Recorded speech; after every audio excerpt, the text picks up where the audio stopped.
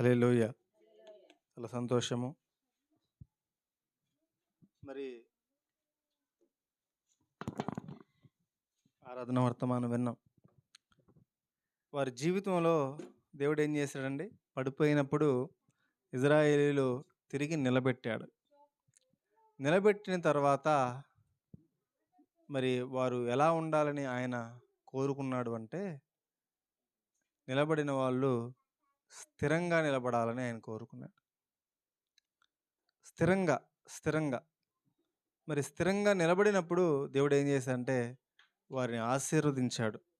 ఎప్పుడైతే అస్థిరంగా ఉన్నారో వారు మరలా ఏమయ్యారు? అవమానానికి, అపజయానికి వారు లోనయ్యారు. కాబట్టి మరి క్రైస్తవ విశ్వాసంలో కూడా మనం ఎలా ఉండాలని ఆయన ఆశిస్తున్నాడంటే, స్థిరులుగా, కదలని వారుగా, విశ్వాసంలో స్థిరమైన వాళ్ళుగా ఉండాలని ఆయన కోరుకుంటున్నాడు. కాబట్టి ప్రభు బలని సమీపించే ముందు చిన్న ప్రార్థన చేసుకొని, ప్రభు ఏమైతే ఆశిస్తున్నాడో మనం ఆ విధంగా ఉండడానికి ప్రయత్నం చేద్దాం. చిన్న ప్రార్థన చేసుకుందాం. పరిశుద్ధుడా, ప్రేమగల తండ్రి, నీ పరిశుద్ధ నామానికి కృతజ్ఞతలు తెలియజేస్తున్నాను. ప్రభువా, మరి ఈ యొక్క ఉదయకాల సమయంలో ప్రభువా, ఆరాధన వర్తమానం ద్వారా మాతో మాట్లాడారు. బల్ల వర్తమానం ద్వారా కూడా మాతో మాట్లాడి మమ్మల్ని జ్ఞాపకం చేసుకుని మమ్మల్ని దీవించండి, మమ్మల్ని ఆశీర్వదించండి. నీ వాక్కును మాకు దయచేయండి, బలపరచమని నజరేయుడైన యేసుక్రీస్తు శక్తిగల నామములో ప్రార్థన స్థుతించబడుకొనుచున్నాము తండ్రి. ఆమేన్. చూడండి, ఫిలిప్పీయులకు రాసిన పత్రిక 4వ అధ్యాయము. ఫిలిప్పీయులకు రాసిన పత్రిక 4వ అధ్యాయము.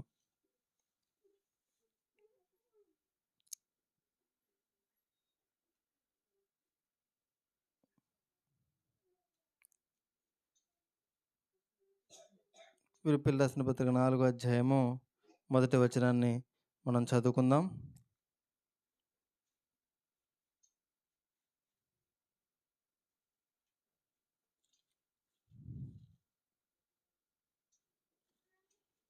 కావున నేను అపేక్షించిన ప్రియ సహోదరులారా, నా ఆనందమును కిరీటమున నా ప్రియులారా, ప్రభువునందు స్థిరులై ఉండుడి. ప్రభువునందు స్థిరులై ఉండుడి. అదేవిధంగా మరి 4వ అధ్యాయం 4వ వచనం చూసినట్లయితే అక్కడ అంటున్నాడు, ఎల్లప్పుడూ ప్రభువునందు ఆనందించుడి. మరలా చెప్పుదును, ప్రభువునందు ఆనందించుడి. సో ఇక్కడ మరి దేవుని వాక్యంలో పౌలు గారు మాట్లాడుతున్నటువంటి మాట ఏంటంటే, 2 విషయాలు చెప్తున్నాడు. ఒకటి, స్థిరులై ఉండండి. రెండవది, ఆనందించండి, ప్రభువునందు ఆనందించండి.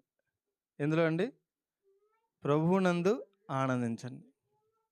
ఇందాక మనం ఒక సంఘటన చూసుకున్నాం. మనం చూసాం. బిల్లీ గ్రహం గారు వాక్యం చెప్పినప్పుడు, ఇంకా నేను ఆనందించడానికి, నేను ఎంజాయ్ చేయడానికి నాకు జీవితం చాలా ఉంది. అలా నా జీవితం అంతా ఎంజాయ్ చేశాక, ఆనందించాక, నా జీవితం అంతా నేను అనుభవించిన తర్వాత చివరిలో నేను ప్రభువుని నమ్ముకుంటానులే అని రాసుకొని ఆ మీటింగ్ నుంచి వెళ్ళినటువంటి ఒక సహోదరి, సినిమా యాక్టరు, మరి ఏమైందని మనం విన్నాం. రిజల్ట్గా మరి జరిగినటువంటి సంఘటన ఒక పుస్తకంలో రాయబడింది. ఆ యొక్క వివరణ ఆ రోజు యాక్సిడెంట్లో చనిపోయిందని మనం చూసాం. అంటే చాలామంది యొక్క అభిప్రాయం ఎట్లా ఉంటుంది అంటే, ఆనందం లేకపోతే సంతోషం, ఎంజాయ్మెంట్ అంటే ఏంటి అని అడిగితే వాళ్ళు ఏమంటారంటే, వారు సినిమాలు చూడడమో, వారు జీవితంలో వారికి నచ్చినట్లుగా వారు జీవించడమో, వారు మరి యవనస్తుల్ని మనం గమనిస్తే వారు మరి సినిమాలు, లేకపోతే సిగరెట్సు, మరి మరి మద్యం సేవించడం, ఇలా రకరకాలుగా వారు ఎలాగ నచ్చితే అలాగ జీవించడం, ఇది ఎంజాయ్మెంట్ అని వాళ్ళు అనుకుంటూ ఉంటారు. కానీ వాస్తవమైన పరిస్థితి ఏంటంటే, వారు నలుగురితో ఉన్నప్పుడు బాగానే ఉంటున్నారు గానీ, మరి వారు ఒంటరిగా వాళ్ళు ఉన్నప్పుడు ఆ ఎంజాయ్‌మెంట్ అనేది వాళ్ళనుకున్నటువంటి ఆ ఎంజాయ్‌మెంటు, ఆనందం కాస్త ఏమవుతుందంటే ఆవిరైపోతా ఉంది. వారు అభద్రతా భావానికి, నిస్పృహకు, నిరాశకు, కృంగుదలకు గురై, డిప్రెషన్‌కి గురై వాళ్ళు అనేక మంది వారు జీవిస్తా ఉన్నారు అనేది సత్యం. అందుకే మరి డబ్ల్యూహెచ్‌ఓ అనేటువంటి సంస్థ ఒక ఆహ్, సర్వే చేస్తే 165 దేశాలకు పైగా ఉన్నటువంటి దేశాలలో యవ్వనస్తుల్ని, అనేక మంది ప్రజల్ని, మరి చిన్నవారు మొదలుకొని పెద్దవారు వరకు కూడా మరి అనేక మందిని వాళ్ళు సర్వే చేసినప్పుడు వారందరూ కూడా చెప్పినటువంటి భయంకరమైనటువంటి సమస్య, ప్రపంచం ఎదుర్కొన్నటువంటి సమస్య ఏంటి అని అడిగితే, వారి నుంచి చెప్పినటువంటి విషయం ఏంటంటే, వారందరూ ఎదుర్కొన్న సమస్య ఏంటంటే డిప్రెషన్. ఏం చెప్పండి? డిప్రెషన్ అంటే కృంగుదల. మరి యవ్వనస్తుల్ని సర్వే చేస్తే, యూత్‌ని సర్వే చేస్తే, వారు చెప్పేది కూడా ఏంటి చెప్పండి? డిప్రెషన్. వారు చెప్పేటువంటి ఆన్సర్ కూడా నేను కృంగుదలకు లోనైతున్నాను. నేను అందరితో బాగానే ఉంటున్నాను గానీ, సినిమాలకెళ్తున్నాను. 3 గంటలు సినిమా చూస్తున్నాను. సినిమా అయిపోయిన తర్వాత మళ్ళీ నన్ను డిప్రెషన్‌లోనికి వెళ్తున్నాను. నా స్నేహితులతో మాట్లాడుతున్నాను. స్నేహితులతో మాట్లాడినంత సేపు బానే ఉంటుంది. మాట్లాడింది అయిపోయిన తర్వాత మళ్ళా నన్ను ఆ డిప్రెషన్ నన్ను వదలతలేదు. నేను అనుకున్నది అనుకున్నట్టుగా జరగదేమో అనేటువంటి భయం. నేను ఆశించింది నాకు దొరకదేమో అనేటువంటి భయం. ఎగ్జామ్‌లో ఫెయిల్ అయితానేమో అనేటువంటి భయం. ప్రేమించిన వ్యక్తిని వివాహం చేసుకోలేనేమో అనేటువంటి భయం. ఈ ప్రయాణంలో నేను మరణిస్తానేమో అనే భయం. ఈ అనారోగ్యంతో నేను మరణిస్తానేమో అనే భయం. నా భవిష్యత్తు ఏమవుతుందో అనే భయం. ఉద్యోగం రాదేమో అనే భయం. ఈ రిలేషన్‌షిప్ కంటిన్యూ అవుతదో లేదో అనే భయం. అంటే ఏ యవ్వనస్తుడిని మీరు పరిశీలన చేసినా, సర్వే చేసినా 165 దేశాల్లో ఈ యొక్క యవ్వనస్తులందరిని గూడా, వ్యక్తులందరిని గూడా పరిశీలించినప్పుడు మరి వాళ్ళ దగ్గర నుంచి వచ్చినటువంటి సమాధానం అంటే భయము, డిప్రెషన్, ఈ కృంగుదల వారిని వెంటాడుతూ ఉంది. నిరాశ, నిస్పృహ వారిని వెంటాడుతూ ఉంది. మరి ఇంకెక్కడుంది ఎంజాయ్‌మెంట్? అది ఎలా ఆనందం అయితుంది? అది నిజమైన ఆనందం ఎలా అవుతుంది? ప్రియ దేవుని జనాంగమా, అది నిజమైన ఎంజాయ్‌మెంట్ అవ్వదు. అది నిజమైన ఆనందం అవ్వదు. నిజమైన ఆనందం నిన్ను విడిచి వెళ్ళదు. అది నిజమైన ఆనందం కాదు అని దేవుని వాక్యం సెలవిస్తా ఉంది.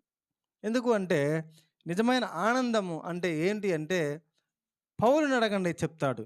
దేవుని వాక్యంలో ఉన్నటువంటి వ్యక్తిని అడగండి ఆయన చెప్తాడు. ఎందుకంటే ఈ ఫిలిప్పీ రాసిన పత్రిక రాసినప్పుడు ఆయన ఉన్నటువంటి పరిస్థితి ఏంటంటే ఆయన ఎక్కడి నుంచి రాశాడు అంటే ఆయన రోమా జైలులో నుంచి రాశాడు. ఎక్కడి నుంచండి? రోమా జైలులో నుంచి రాశాడు. రోమా జైలు అంటే ఎట్లా ఉంటదో తెలుసండి? ఆయన ఎప్పుడు ఇక మరి చనిపోతాడో తెలీదు. కొంతమంది లెక్కల ప్రకారం 2 అడుగులు 2.5 అడుగులు వెడల్పు ఉంటదంట. 3 అడుగుల పొడుగుంటదంట. ఆ ఒక్కొక్క గది. కొన్ని గదులు.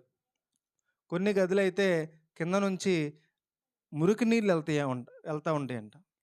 కొన్నిట్లో అయితే ఎలుకల్ని, బొద్దింకల్ని గూడా వదులుతా ఉంటారంట. అలాంటి భయంకరమైనటువంటి గదులనమాట. వాడు పడుకోవడానికి గూడా పూర్తిగా పట్టదు. 4 అడుగులు, 3 అడుగులు ఒక మనిషి ఎలా పడతాడండి? వారికి సరైన ఆహారం ఉండదు. వారికి వెలుతురుండదు. సరైన వెలుతురుండదు. అవకాశం బయటికి వెళ్ళడానికి ఉండదు. అలాంటి పరిస్థితుల్లో బంధించబడినటువంటి వ్యక్తి అంటున్న మాట ఏంటంటే, అక్కడి నుంచి రాసాడు ఈ పత్రిక. అట్లాంటి పరిస్థితుల్లో ఆయన అంటాడు ఒక పత్రికలో అంటాడు, నేనిక్కడ ఏమవుదునో తెలుసుకున్న తర్వాత అవకాశం ఉంటే మీ దగ్గరికి వస్తానంటాడు. అంటే నన్నెప్పుడు చంపేస్తారో వీళ్ళు తెలీదు. ఒకరోజు అలాగే ఆయన చంపేశారు గూడా. ఆయన తలని నరికేశారు. ఇంకో కొన్ని రోజుల్లో ఆయన్ని చంపబోతున్నారాయన. ఆ విషయం తెలుసాయనకి. ఇంకొన్ని రోజుల్లో మరణిస్తావు అని నీకు తెలిసినప్పుడు నీ మనస్తత్వం ఎలా ఉంటుంది? ఒక వ్యక్తికి అలాంటి పరిస్థితుల్లో పెట్టి కొన్ని రోజుల్లో నీ తల నరికేస్తారు. నువ్వు చచ్చిపోబోతున్నావు అని తెలిసింది. అతను ఎలా ఉంటాడు? చెప్పండి. అతనిలో ఆనందం ఉంటుందా? ఆనందం అనే మాటకి అతని దగ్గర స్థానం ఉంటుందా?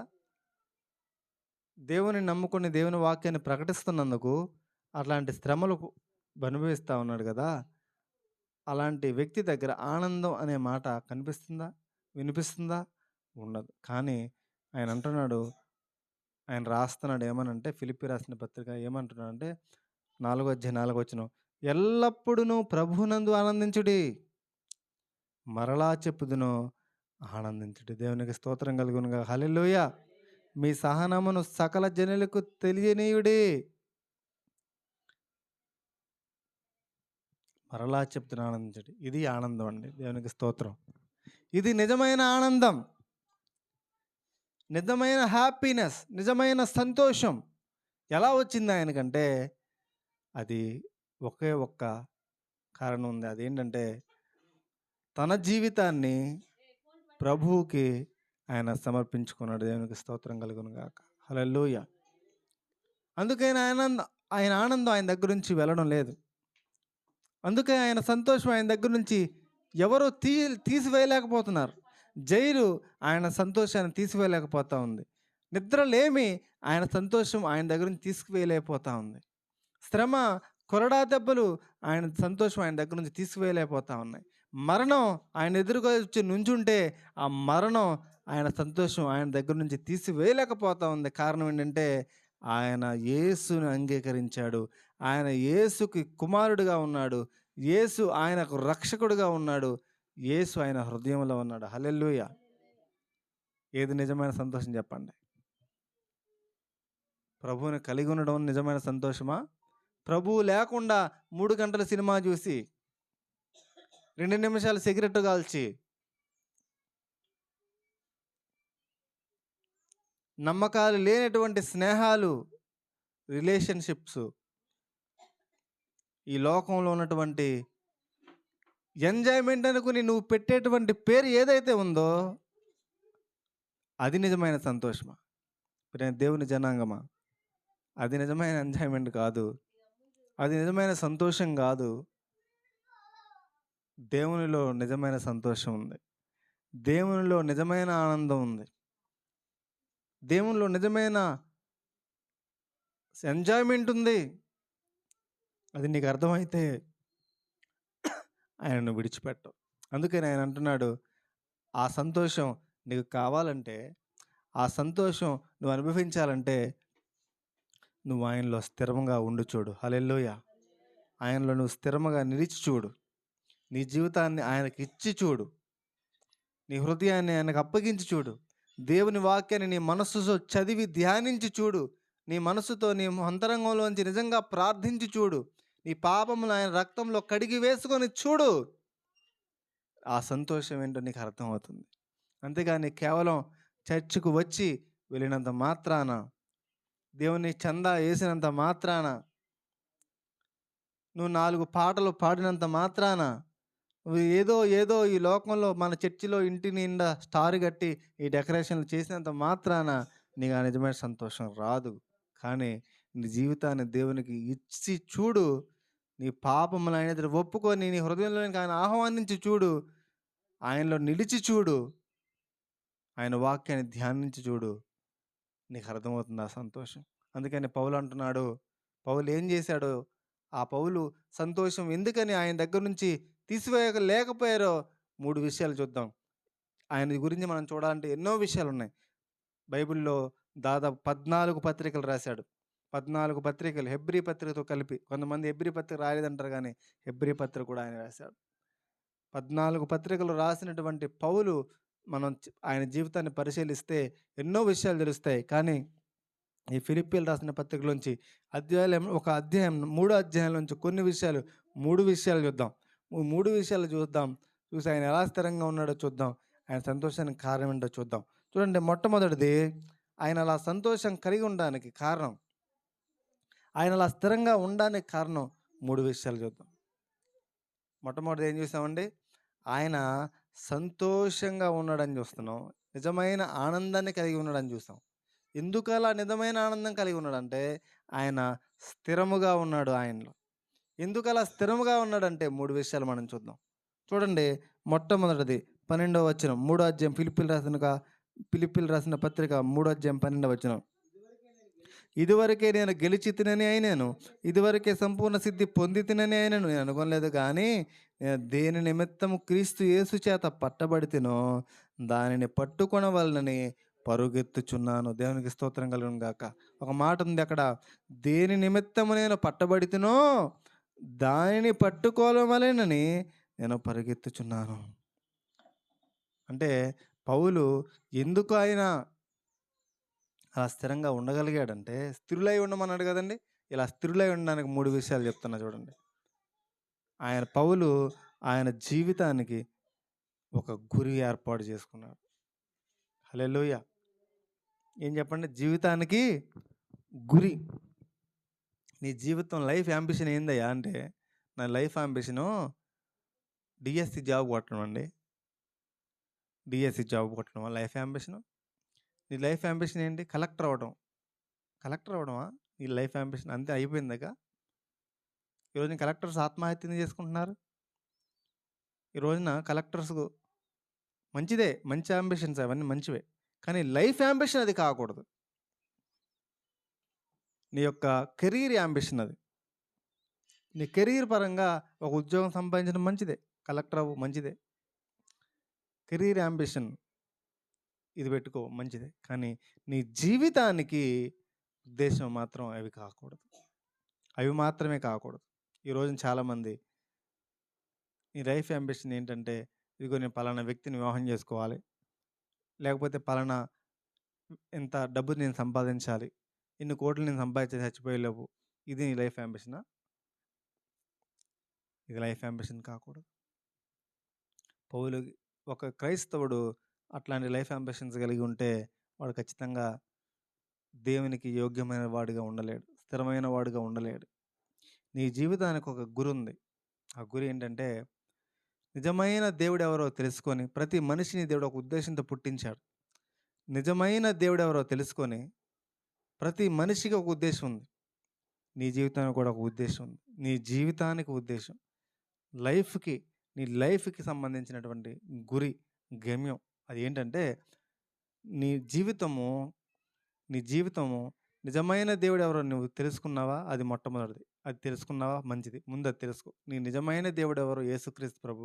ఆయన నీ జీవితాన్ని నువ్వు, నీ పాపములను ఒప్పుకో, నీ హృదయంలోకి ఆయన అంగీకరించు. ఆ తర్వాత ఇది మొట్టమొదటిది. ఆ తర్వాత ప్రభువా నేను నీ కొరకు ఏం చేయాలి అనేది నువ్వు అడిగితే ఆయన అంటాడు, నీవు నా సాక్షిగా జీవించు. హల్లెలూయా! నా సాక్షిగా జీవించు. నా మహిమ నిమిత్తమై జీవించు. నీ జీవితం పట్ల నాకు ఈ ఉద్దేశం ఉంది, ఇలా జీవించు అంటాడు. ఆ జీవించే క్రమంలో నువ్వు కలెక్టర్ అవ్వు, నువ్వు డాక్టర్ అవ్వు, నువ్వు ఒక గృహిణిగా ఉండు, నువ్వు ఏ పనైనా అది వృత్తి. నీ జీవితంలో అది లైఫ్ యాంబిషన్ కాదు. నీవు దేవునికి సాక్షిగా ఉండడం, దేవుని చిత్తం చేయడం, దేవుడు ఏ ఉద్దేశం కోసమైతే నిన్ను సృష్టించాడో ఆ ఉద్దేశం కోసం జీవించడం, ఇది నీ లైఫ్ యాంబిషన్ అవ్వాలి. దేవునికి స్తోత్రం కలుగును గాక. హల్లెలూయా! హల్లెలూయా! అది లైఫ్ యాంబిషన్గా కలిగి ఉండాలి. పౌలు అనుకున్నాడు, నేను యోధా జనాంగం అంతటిని కూడా నేను ఐక్యం చేయాలి, ఈ క్రిస్టియన్స్ అందరినీ కూడా నేను నాశనం చేయాలని లైఫ్ యాంబిషన్గా పెట్టుకొని కత్తి చేతబట్టాడు, గుర్రం ఎక్కాడు, పత్రాలు తీసుకున్నాడు, అధికారాన్ని చెలాయించడానికి అధికార పత్రాలు తీసుకున్నాడు. వాళ్ళందరినీ దమస్కులో ఉన్న వాళ్ళందరినీ చెల్లాచెదరు చేద్దాం అనుకుని బయలుదేరాడు. ఎప్పుడైతే యేసుక్రీస్తు ప్రభు తనకు ప్రత్యక్షమయ్యాడో, ప్రయాణమే గుర్రం మీద వెళ్తా ఉన్నాడు, సడన్గా ఆకాశంలో ఒక వెలుగు, గుర్రము, అక్కడ ఉన్నటువంటి వాళ్ళందరూ కూడా కింద పడ్డారు. 2 కళ్ళు పోయాయి. సౌలా సౌలా నువ్వు నన్ను ఎందుకు హింసిస్తున్నావు అని ఒక స్వరాన్ని విన్నాడు. నీవు ఎవడివి ప్రభువా, నీవు ఎవరు అని అన్నాడు ఆయన. అంటే ఆయన అన్నాడు కదా, ఆయన గర్వపు మాటలు చూడండి. నువ్వు ఎవరంటలా, నువ్వు ఎవడివి ఆయన అన్నాడు. అంటే తన హృదయం, తన జీవితం అలా ఉంది. తన లైఫ్ యాంబిషన్, తన లైఫ్ గురి వేరు. ఆయన అన్నాడు, నేను ఎవరినో కాదు, నీవు హింసించుచున్న క్రీస్తుని. హల్లెలూయా. నువ్వు నా సాక్షిగా ఉండు అని దేవుడు చెప్పాడు. ఒక్కసారిగా తన లైఫ్ యాంబిషన్ ఏమైంది? మారిపోయింది. అందుకే ఇక్కడ అంటున్నాడు, నేను దేని నిమిత్తమైతే పట్టబడితినో, ఆయన అంటున్నాడు, నేను దేనిని నిమిత్తము క్రీస్తు యేసు చేత పట్టబడితినో దాన్ని పట్టుకొనవలనని పరిగెత్తుచున్నాను. ఆకాశం నుండి కలిగిన ఆ దర్శనమునకు నేను అవిధేయుడను కాక, అవిధేయుడు అవల. నీ జీవితంలో నీకంటూ ఒక గురి ఏదో ఒకటి ఉండుండొచ్చు. ఇదే నీ లైఫ్ యాంబిషన్‌గా, ఇదే నా జీవిత గురిగా నువ్వు పెట్టుకొని ఉండుండొచ్చు. అయితే దేవుడు నీ జీవితంలోకి వచ్చాక అది మారిపోవాలి. హల్లెలూయా. దేవుడు నీ జీవితంలోకి వచ్చిన తర్వాత అది చిన్నదైపోవాలి. దేవుని ఉద్దేశాలు నీ పట్ల ఏదైతే ఉందో అది పెద్దవైపోవాలి నీ జీవితంలో. పౌలు అంటున్నాడు, జీవితానికి గురి పెట్టుకున్నాడు. ఆయన అవిధేయుడు కాక రాజుల ఎదుట, అన్ని జనుల ఎదుట, అందరి ఎదుట నిలబడి యేసే రక్షకుడు అని ప్రకటించడానికి నిలబడ్డాడు. ఆయన వస్త్రపు చెంగు తగిలితే, నడికట్లు తగిలితే దెయ్యాలు వదిలిపోయారు, రోగులు స్వస్థపరచబడ్డారండి. దేవునికి స్తోత్రం. హల్లెలూయా. గొప్ప పరిచర్య చేశాడు. భూమిని తలకిందులు చేసేటువంటి అపోస్తలుడుగా దేవుడు ఆయన నియమించుకున్నాడు. దేవుని ఉద్దేశం ఏంటి ఆయన జీవితం పట్ల అంటే, భూ దిగంతముల వరకు నా రక్షణ సువార్తను ప్రకటించడానికి సాక్షిగా నేను నిన్ను ఎంచుకున్నాను. ఇది నీ జీవితం పట్ల నాకున్న ఉద్దేశం అని దేవుడు చెప్పాడు. లేదు లేదు ప్రభా, నేను వీళ్ళందరినీ చెదరగొట్టాలి, నేను యోధా మత ప్రవిష్టుడిని అవ్వాలి, ఇది నా ఉద్దేశం, నీ ఉద్దేశాలు నేను చేయను అన్నాడా? అనలేదు. నీ ఉద్దేశాలు పక్కన పెట్టు, ఆయన ఉద్దేశాలు నీ జీవితంలో విలువైనవిగా స్వీకరించు. నీ ఇష్టాలు పక్కన పెట్టు, ఆయన ఇష్టమే నీ ఇష్టంగా చేసుకోవడం మొదలుపెట్టు. నీ ఇష్టములు పక్కన పెట్టే, నీ చిత్తాన్ని పక్కన పెట్టే. ఆయన అన్నాడు, యేసుక్రీస్తు ప్రభు ఈ లోకంలోకి వచ్చినప్పుడు, నా చిత్తాన్ని నేను జరిగించడానికి రాలేదు, తండ్రి చిత్తాన్ని చేయడానికి నేను ఇక్కడికి వచ్చాను అన్నాడు. ఈ రోజున ఎవరైతే తండ్రి చిత్తం చేయడానికి, దేవుని ఇష్టం నెరవేర్చడానికి, దేవుని ఉద్దేశాలు తమ జీవిత యాంబిషన్స్గా పెట్టుకుంటారో వారిని దేవుడు నిలబెట్టడానికి, భూ దిగంతముల వరకు వెలుగుగా చేయడానికి, తన సాక్షిగా నిలబెట్టడానికి ఆయన ఇష్టపడతా ఉన్నాడు. దేవునికి స్తోత్రం కలుగును గాక. హల్లెలూయా. ఈ రోజున చాలామంది రకరకాల వ్యామోహాలతో తమ గమ్యాన్ని తప్పిపోతూ ఉన్నారు. తమ గురి మరలిపోతూ ఉందండి.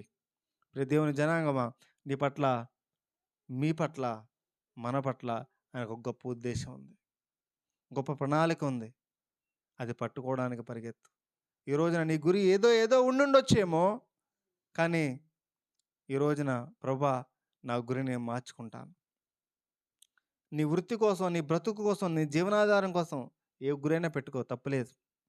కానీ జీవితం మొత్తానికి గురి మాత్రం అది కాదు. జీవితం మొత్తానికి గురి అది కాదు. నీ జీవితానికి గురి ఆయన అడుగు. ఆయన చెప్తా ఉన్నాడు, నాకు సాక్షిగా ఉండడానికి నేను నిలబెట్టాను అంటున్నాడు. మొట్టమొదటిది మనం ఏం కలిగి ఉండాలి చెప్పండి? గురి కలిగి ఉండాలి. దేవుని కోసం జీవించాలనే గురి కలిగి ఉండాలి. దేవుని మహిమపరచాలనే గురి కలిగి ఉండాలి. దేవుని చిత్తం నా జీవితంలో ఏదైతే ఉందో అది చెయ్యాలి, అదే నా జీవితానికి గురి అని ఒక గురి కలిగి ఉండాలి. గురి లేకుండా పరిగెడతామా చెప్పండి? పరుగు పందెంలో ఉన్నవాడికి ఒక గురి ఉంటుంది. నువ్వు పరిగెత్తెదుగో, ఆ రిబ్బన్ ఉందిరా, దాన్ని అంటుకో వెళ్ళి, ఇదిగో 5 కిలోమీటర్లు పరిగెత్తు, ఇది నీ గురి. గురి లేకుండా బస్సు ఎక్కుతామా? బస్సు ఎక్కి టికెట్ కొట్టడానికి వస్తే ఎక్కడికి వెళ్ళాలయ్యా అంటాడు. అంతేగాని ఎక్కడికో అక్కడ కొట్టు అంటే కొడతాడా? నువ్వు పిచ్చోడు రా దిగరా అంటాడు. అవునా కాదు చెప్పండి? లేదు లేదు, నాకు టికెట్ ఉంది, ఫ్రీ టికెట్, ఎక్కడికో చోటకి నేను కొట్టాలమ్మా, టికెట్ కొట్టాలి, చెప్పు ఎక్కడికి వెళ్ళాలి అంటాడు. నీ జీవితానికి గురి ఉందా? నీ జీవితానికి ఒక ఉద్దేశం ఉందా? ఏమీ లేకుండా తిన్నామా, పడుకున్నామా, తెల్లారిందా అన్నట్టుగా జీవితం ఉందా? దేవుని జనాంగమా, ఒక క్రైస్తవుడు అలా ఉండడానికి వీల్లేదు. లోకంలో ఉన్న వ్యక్తులకి మనకి తేడా ఉందండి. పౌలు ఒక గురి కలిగి ఉన్నాడు. అందుకనే అలాంటి జైలులో ఉండి కూడా ఆయన సంతోషాన్ని కలిగి ఉన్నాడు. హల్లెలూయా. ఈరోజు చిన్న సమస్య వస్తే బాధ, చిన్న కష్టం వస్తే బాధ, చిన్న సమస్య వస్తే దేవుడు ఉన్నాడా? దేవుడు ఉంటే ఇలా ఎందుకు చేశాడు? అలా ఎందుకు చేశాడు? ఆ దేవుడు తెలుసా నీకు అసలు? ఆయన ఎవరో తెలుసా? ఆయన శక్తి సామర్థ్యాలు తెలుసా? ఆయన ప్రేమ తెలుసా? ఆయన నీకోసం ఏం చేశాడో తెలుసా? అసలు నిన్నెందుకు పుట్టించాడో తెలుసా? ఏమీ తెలీదు. దండం పెట్టుకుంటే నువ్వు అనుకున్న కోరికలన్నీ తీర్చేవాడు దేవుడని నువ్వు అనుకుంటున్నావు. కోరికలు తీర్చేవాడు కాదు. ఆపద మొక్కులు వాడు కాదు మన దేవుడు. మన దేవుడు సర్వశక్తి కలిగిన వాడు. హల్లెలూయా! నీ జీవితానికి ఒక ఉద్దేశం ఉంది. నీకోసం ప్రాణం పెట్టాడు ఆయన. పౌలు అంటున్నాడు, నేను దేని నిమిత్తము పట్టబడ్డానో దాని నిమిత్తం నేను పరిగెడుతున్నానండి. అసలు జీవితానికి గురి ఉందా మనకి? మొట్టమొదటిది మన జీవితానికి ఏమి ఉండాలి చెప్పండి? గురి ఉండాలి. గురి ఉండాలి. రెండోది 13వ వచనంలో అంటున్నాడు, 13వ వచనంలో, సహోదరులారా, నేను ఇదివరకే పట్టుకొని ఉన్నానని తలంచుకున్నాను. అయితే ఒకటి చేయుచున్నాను, వెనక ఉన్నవి మరచి ముందున్న వాటి కొరకు వేగిరపడుచు క్రీస్తు యేసునందున్న దేవుని ఉన్నతమైన పిలుపునకు కలుగు బహుమానము పొందవాలని గురి యొద్దకే పరిగెత్తుచున్నాను. దేవునికి స్తోత్రం కలుగును గాక. హల్లెలూయా! మొట్టమొదటిది గురి పెట్టుకున్నాడు. రెండోది ఆ గురి యొద్దకే పరిగెడుతున్నాడు. గురి పెట్టుకున్నాడు, ఆ గురి యొద్దకే పరిగెడుతున్నాడు. చాలామంది గురి పెట్టుకుంటారు, కానీ కొంత దూరం పరిగెత్తిన తర్వాత మళ్ళీ పక్కదారి పడతారనమాట. పక్కదారి పడతా ఉంటారు. వారి గమ్యాన్ని చేరలేరు. కొంతమంది ఉంటారు, గురి పెట్టుకున్నారు బాగానే ఉంది, కానీ లగేజ్ చేసుకొని పరిగెడతా ఉంటారు. మీరు ఎక్కడన్నా పరుగు పందెంలో లగేజ్ చేసుకొని పరిగెడతాడని చూసారా? ఏ పరుగు పందెంలో అయినా కనీసం ప్యాంటు షర్ట్ కూడా వేసుకోరు. వారు చిన్న చిన్న బట్టలు కట్టుకుంటారు. ఫ్రీగా అవయవాల కదలికకి అనుకూలంగా ఉండేటువంటి బట్టలు వేసుకుంటారు కదండి. షార్ట్ వేసుకుంటారు, బనీన్ వేసుకుంటారు. ఎవరైనా ఒక మూట పెట్టుకొని అథ్లెట్స్ కానీ ఒక ఏదైనా పరుగు పందెంలో 4-5 మూటలు వెనకాల తగిలించుకొని, బ్యాగులు తగిలించుకొని పరుగు పందెంలో పరిగెత్తే వాళ్ళని ఎక్కడ చూసారా? ఎవరైనా అలా పరిగెడుతున్నారంటే వాడిని పిచ్చోడు అంటారు. వాడు అసలు ఎలిజిబుల్ కాదంటారు. మొట్టమొదటిది ఏంటి చెప్పండి? గురి పెట్టుకోవాలి. ఆ గురి యొద్దకి రెండోది పరిగెత్తాలి. ఎలా పరిగెత్తాలి అంటే, వెనక ఉన్న వాటిని మరిచి. హల్లెలూయా! పాతవి గతించిపోయెను, సమస్తము నూతనమే. వెనక మన జీవితం ఎలాగో ఉండుండొచ్చు. మన జీవితం ఎన్ని లోపాలతోనే ఉండుండొచ్చు. మన జీవితంలో గతంలో మనం ఎలాంటి వ్యక్తులమైనా అయ్యుండొచ్చు. కానీ క్రీస్తులోనికి వచ్చిన తర్వాత వాటన్నిటిని క్రీస్తు రక్తము కడిగి పవిత్రపరిచి వేస్తుంది. హల్లెలూయా! గతంలో మన జీవితంలో ఎన్నో ఉండుండొచ్చు. వాటన్నిటిని ఏం చేయాలి? మరిచిపోవాలి. వాటన్నిటిని వదిలివేయాలి. అంతేగాని వదిలకుండా అవి తగిలించుకొని నువ్వు మరి పరిగెత్తావనుకో, అవి తగిలించుకొని నువ్వు నన్ను అప్పుడు అట్లా అన్నావు, నువ్వు నన్ను ఇట్లా అన్నావు అని అంటున్నావు అనుకోండి, అవన్నీ తగిలించుకుంటున్నట్టు. ఆ ప్రయాణం సాగుతుందా? ఆ కుటుంబం సాగుతుందా? ఆ పరుగు పందెం వెళ్తుందా? అది ఆధ్యాత్మిక జీవితమైనా కావచ్చు, కుటుంబ జీవితమైనా కావచ్చు, అది ఏ జీవితమైనా కావచ్చు. మన జీవితంలో గతంలో ఏదో పాపం ఉండుండొచ్చు. దేవుని యొద్దకెళ్ళి ఒప్పుకున్న తర్వాత దేవుడు దాన్ని క్షమించాడు. దాన్ని మళ్ళీ మళ్ళీ గుర్తు చేసుకోవాల్సిన అవసరం లేదు. క్రీస్తు రక్తము మన ప్రతి పాపమును క్షమించి పరిహరించి పవిత్రపరుస్తుందన్నాడు. నీ పాపములు అగాధంలోకి పడవేశానన్నాడు. నీ పాపములు తూర్పుకు పడములు ఎంత దూరమో అంత దూరం చేశానన్నాడు. నీ పాపములన్నిటిని పరిహరించి వేశానన్నాడు. నీ పాపములని జ్ఞాపకం చేసుకోను అన్నాడు. దేవుడే నీ పాపములని జ్ఞాపకం చేసుకుని అంటే నువ్వెందుకు జ్ఞాపకం చేసుకోవాలి? ఇప్పుడు దేవుని జనాంగమా, మనం ఏం చేయాలి చెప్పండి? వెనకున్న వాటిని మరిచిపోవాలి. మన బలహీనతలు, పాపములు, లోపాలు, ఎదుటి వాళ్ళలో, మన కుటుంబ సభ్యుల్లో లోపాలు ఉండొచ్చు. మనలో లేవా లోపాలు? మనలోనూ లోపాలు ఉన్నాయి. మన లోపాలని దేవుడు గుర్తు చేస్తూ ఉంటే మనం దేవుని దగ్గర నిలబడగలమా? నిలబడలేము. అదే రీతిగా మనము దేవునితో ప్రయాణం చేయాలని నిర్ణయించుకున్నప్పుడు, గురి పెట్టుకున్నప్పుడు వెనకున్న వాటిని, ఆ బ్యాగేజెస్ అన్నిటిని కూడా వదిలివేయాలి, విడిచిపెట్టాలి వాటన్నిటిని కూడా. క్రీస్తు యేసు నందు ఉన్నవాడు నూతన సృష్టి. ఆయన ఏం చేశాడంటే తన వెనకున్న తనకున్న గమ్యాలు వదిలేశాడు, తనకున్న అలవాట్లు వదిలేశాడు, తనకున్నటువంటి స్నేహాలు వదిలేశాడు, తనకున్న గురిని వదిలేశాడు. తనకున్నటువంటి సమస్తము కూడా వదిలేసి నూతనముగా వాటన్నిటిని వెనకున్న వాటన్నిటిని మరిచి ముందున్న వాటి కొరకు వేగిరపడుచు. పరిగెత్తేవాడు వెనక్కి చూసుకుంటూ పరిగెడతాడని చూసారా మీరు? ఎవరు పరిగెత్తరు. ముందున్న వాటి తన గురి వైపు చూస్తూ పరిగెత్తాలి.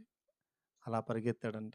కాబట్టి ప్రియ దేవుని జనాంగమా, మనం స్థిరముగా ఉండాలంటే దేవునిలో ఏం చేయాలి? గురి కలిగి ఉండాలి.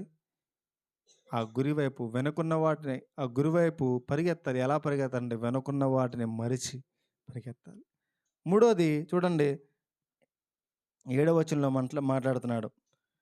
ఏవేవి అయినను ఏవేవి నాకు లాభకరములై ఉండెనో, 3వ అధ్యాయం ఫిలిప్పీయులకు రాసిన పత్రిక 7వ వచనం. ఏవేవి లాభకరములై ఉండెనో వాటిని క్రీస్తు నిమిత్తము నష్టముగా ఎంచుకొని నిత్యముగా నా ప్రభువైన యేసుక్రీస్తు గురించిన అతి శ్రేష్టమైన జ్ఞానము నిమిత్తము సమస్తమును నష్టముగా ఎంచుకొనుచున్నాను. క్రీస్తును సంపాదించుకుని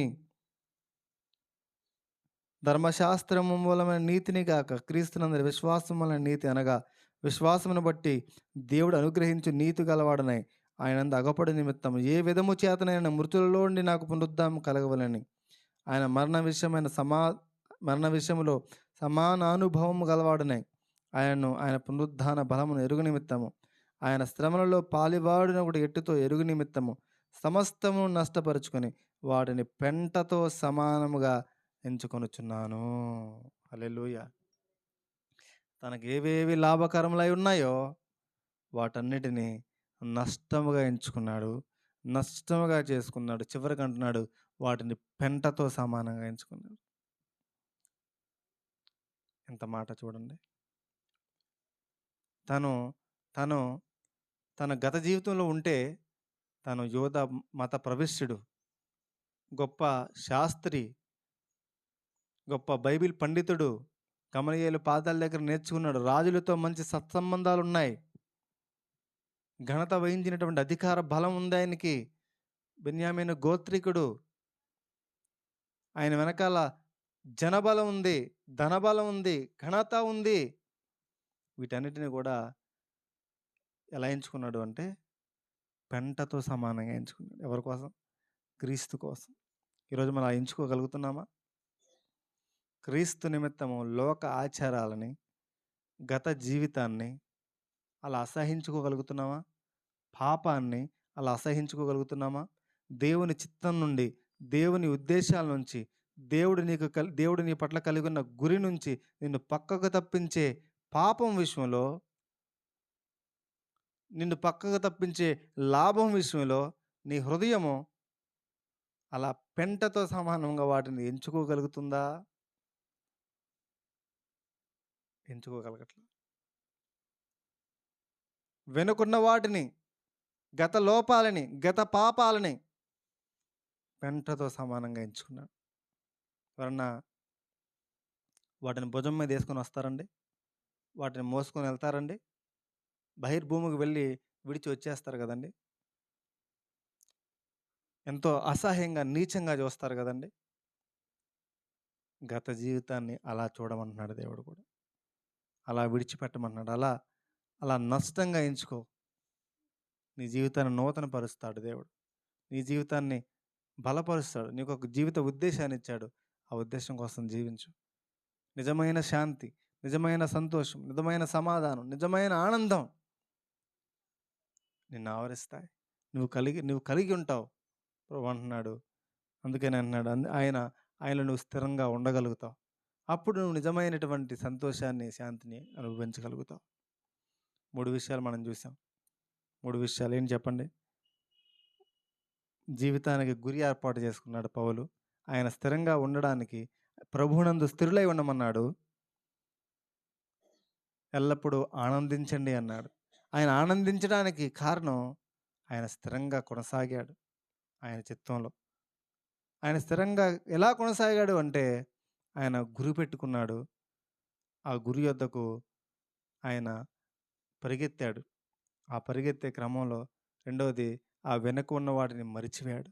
వెనుకున్న వాటిని వదిలివేశాడు. తనకు లాభకరమైన వాటిని నష్టముగా ఎంచుకున్నాడు. తనకు లాభకరముగా ఉండేదాన్ని పెంటతో సమానంగా ఎంచుకున్నాడు. దేవుని విషయాల్లో మన దృక్పథం అలా ఉందా? దేవుడంటే నిజంగా మనకంత విలువుందా? అంత ఘనతని, అంత గొప్పతనాన్ని దేవుని విషయాలకి ఇస్తున్నామా? ఒకవేళ ఇవ్వనట్లయితే మన హృదయాన్ని మార్చుకుందాం. దేవుని పని విషయంలో, దేవుని మందిరం విషయంలో, దేవుని విషయంలో, దేవుని చిత్తం విషయంలో మన హృదయం ఎక్కడో సరిచేయబడాల్సి ఉంది. అలా ఉన్నాడు గాబట్టే జైల్లో ఉండి సహితం ఇంకొన్ని రోజుల్లో నువ్వు మరణిస్తావని చెప్పినప్పటికీ సరైన ఆహారం లేదు, సరైన నిద్ర లేదు, సరైన వస్త్రం లేదు. కానీ అంటున్నాడు, నేను ఆనందిస్తున్నాను.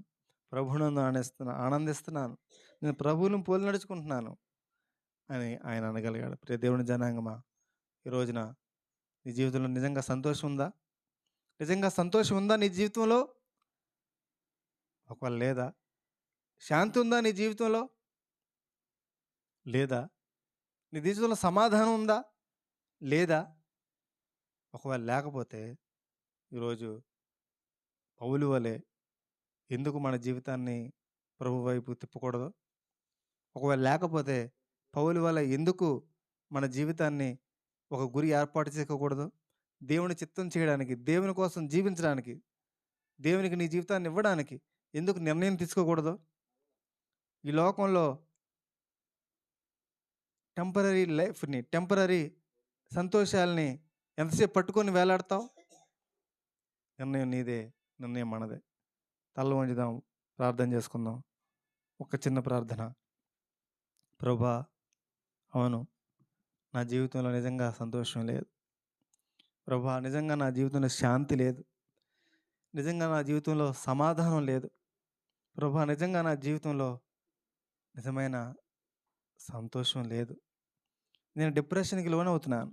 నేను ఒంటరితనానికి గురవుతున్నాను.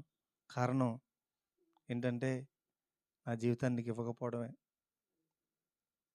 తండ్రి, ఈరోజు, ఈ క్షణం ప్రార్థన చేద్దాం ప్రియ దేవుని జనాంగమా. ప్రతి ఒక్కరం చిన్న ప్రార్థన మన హృదయంలో దేవునితో చెప్దాం. నా జీవితాన్ని నీకు ఇవ్వాలని నేను కోరుకుంటున్నాను ప్రభా. నా జీవితాన్ని నీకు ఇవ్వాలని నేను ఆశపడుతున్నాను. నా జీవితం పట్ల నువ్వు ఏవైతే ఉద్దేశాన్ని కలిగి ఉన్నావో అలా నేను జీవించాలని కోరుకుంటున్నాను తండ్రి. నా దోషములను క్షమించు. అడుగుదామా? నా పాపములను క్షమించు ప్రభా. నీ రక్తంతో నన్ను కడుగు. అడుగుదామా ప్రియ దేవుని బిడ్డలారా? అడుగుదామా? నాతో మాట్లాడినందుకు వందనాలు. పౌలు వలె నేను కూడా అటువంటి సంతోషాన్ని కలిగి ఉండాలని ఆశిస్తున్నాను. ఎన్ని శ్రమలైనా, ఎన్ని కష్టాలైనా చెరగని చిరునవ్వు, హృదయంలో సమాధానం, నెమ్మది కలిగి సవాలు చేస్తున్నటువంటి పౌలు వలె నేను ఎందుకు ఉండకూడదు? తండ్రి, అటువంటి సంతోషం నాకు కూడా కావాలి. ఇదిగో ప్రజలందరికీ కలగబో మహా సంతోషకరమైన సువర్తమానము మీ కొరకు లోక రక్షకుడు మీ కొరకు పుట్టి ఉన్నాడని, నువ్వు పుట్టినప్పుడే మహా సంతోషకరమైన సువర్తమానం ఈ లోకానికి అందించబడింది. అయితే నాలో ఆ సంతోషం లేకపోవడానికి గల కారణం నా హృదయంలో నువ్వు ఇంకా పుట్టలేదేమో. నా హృదయంలో నీకు స్థానం ఇవ్వకపోవడమేనేమో. ప్రభా, నన్ను క్షమించు. నా హృదయంలోనికి రండి. నాతో మాట్లాడండి, బలపరచండి. అడుగుదామా? తండ్రి, నన్ను క్షమించండి. నీలో నేను స్థిరపడి ఉంటాను. నీకోసం నేను జీవిస్తాను. మాట్లాడదామా ప్రభుతో? నా జీవితం ఉద్దేశం ప్రకారం కాదు కానీ, నీ జీవిత ఉద్దేశాలు, నువ్వు నాకు పట్ల ఏదైతే ఉద్దేశాలు కలిగి ఉన్నావో నేను ఇలా ఉండాలని, అలా ఉండడానికి నేను అప్పగించుకుంటాను. తండ్రి, క్షమించు ప్రభా. ప్రియ దేవుని జనాంగం, ఇదే మన జీవితంలో చివరి క్షణమేమో మనకు తెలియదు. ఏ క్షణాన ఏమవుతుందో మనకు తెలియదు. ఈ సమయం మరొకసారి రాకపోవచ్చేమో. మనం ఎందుకు పరిశీలించుకోకూడదు? సమస్తమును నష్టముగా ఎంచుకున్నటువంటి పౌలు వలె, సమస్తమును వెనుకున్న వాటిని పెంట వలె ఎంచుకున్నాడు. లాభకరమైనవి పెంట వలె ఎంచుకున్నాడు. వెనుకున్న వాటిని వదిలి ముందున్న వాటి కొరకు వేగిరపడుచు గురి యొద్దకు పరిగెత్తినటువంటి పౌలు వలె నేను ఎందుకు ఉండకూడదు? ప్రభా, నన్ను క్షమించి నాకు సహాయం చేయి. అడుగుదామా? మహోన్నతుడు, నీకు వందనాలు, కృతజ్ఞతలు తెలియజేస్తున్నాను. ఈ మాటలు బిడ్డల హృదయాల్లో నీరు కట్టి ఫలింపజేయండి. హృదయాలు తెరిచి వారిని దర్శించండి, దీవించండి, కనికరంతో నింపండి, నీ ఆత్మతో నింపండి. నిజమైన శాంతి, సంతోషం దయచేయండి. నీ బిడ్డలను స్థిరపరచండి. వాక్యం ఎదుగుటకు కృపనివ్వండి. సహాయం చేయమని నజరేయుడైన యేసుక్రీస్తు శక్తి కలిగిన నామములో స్తుతించి ప్రార్థించి వేడుకొనుచున్నాము తండ్రి. ఆమేన్.